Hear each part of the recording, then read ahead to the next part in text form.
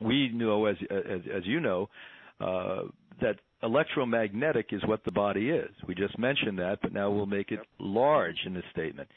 Everyone in the world, in all forms of medicine, even conservative mainstream Western medicine, know you're electric.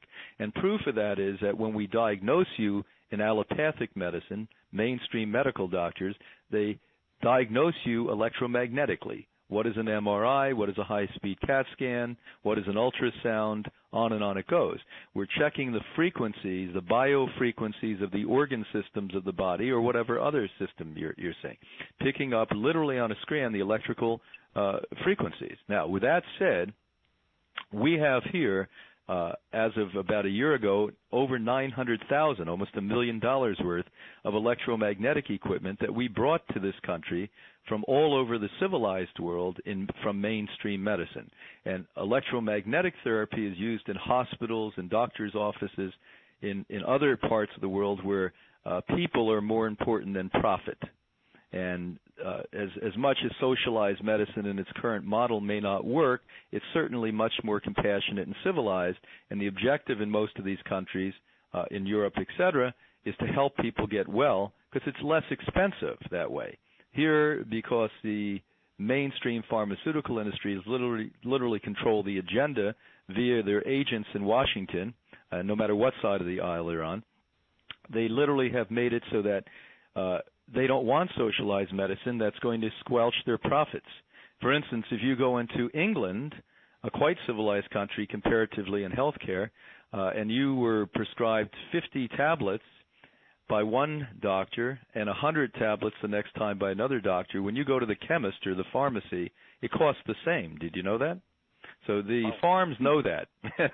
If you were told you need 150 tablets, it would cost the same as a 50 tablets. They know that, so they want to hold it back.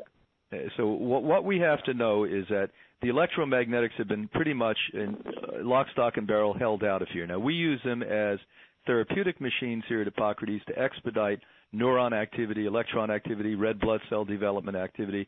For instance, they are approved in this country only for two things. Everywhere else they're approved for a lot. Post-operative healing. That means after you have been having surgery and it doesn't heal from medicine, okay, the medicine hasn't really worked, so rather than let you die, we'll let you use electromagnetic. And the second thing it's approved for is fractures, major fractures. An elderly person or somebody else really cracks their bones.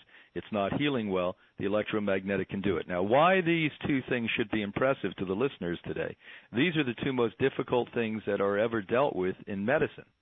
If you cannot heal these things, they finally say, without saying it, we succumb to the fact that electromagnetic really is more effective than chemistry.